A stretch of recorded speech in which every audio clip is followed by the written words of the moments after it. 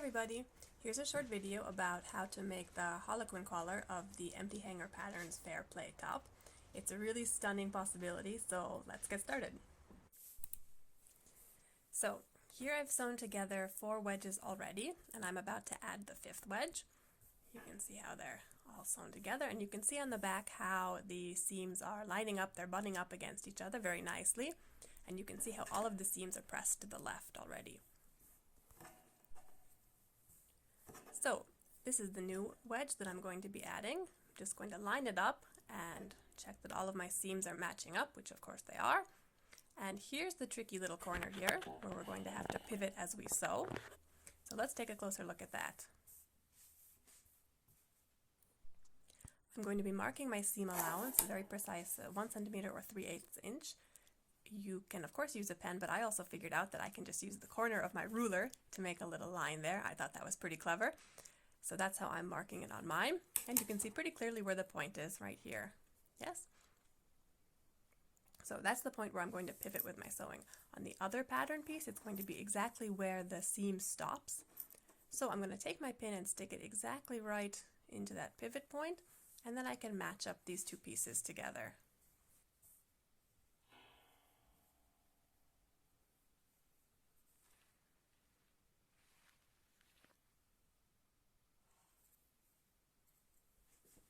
Let's zoom back out so we can see the whole work again. After I've matched up that corner, I'm going to add a couple more pins just to hold the rest of the thing in place. As always, you can add as many or as few pins as you're comfortable with. I'm just going to add a couple on this side and then a couple on the other side, especially close to the corner to keep everything in place there.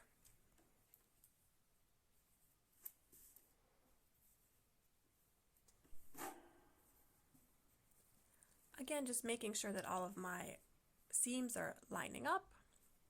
The seam allowances, of course, I've pressed in opposite ways, so they're butting up against each other, and that makes it easy to pin them together and easy to sew it together also. The one place where they're not going to butt up against each other is the top seam, because one of them is pressed open and the other is pressed to one side.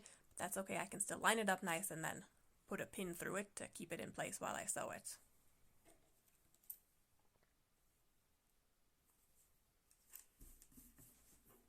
And once I've got everything pinned together, I'm going to start with the lining side, sew that, pivot, and then sew the rest.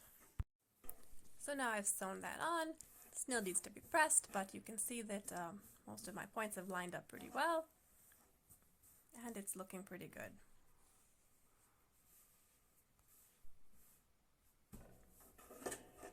The next step after I press is, of course, I'm going to keep adding more and more wedges until I've added all 12 of them together.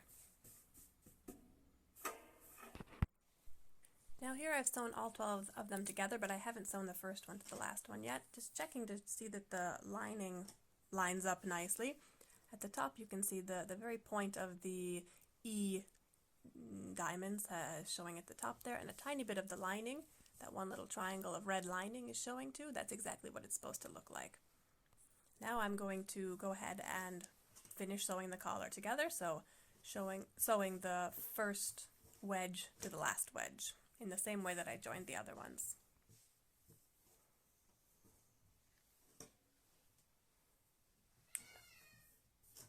Don't mind the screaming in the background. I can assure you no one was injured during the making of this video. And now all 12 of my wedges are joined together. This still needs to be pressed a little bit, but in general the collar is finished. Again, I'm going to put the lining wrong sides together with the rest of the collar. Be sure that you're lining it up perfectly vertically, not twisting it. The seams should align with each other, so the seams in the collar should align with the points of the triangles. And if you want to add a label, which you should because it's in the instructions, you should add it either here in the middle of one of the wedges or on one of the seams. Remember that you're sewing it only to the lining and not to the whole thing. And don't forget to baste around the outside. And that's basically it. Your collar is ready to be put into your shirt. Good job! Sewing the collar is by far the hardest part. The rest of the shirt is much simpler from here on out.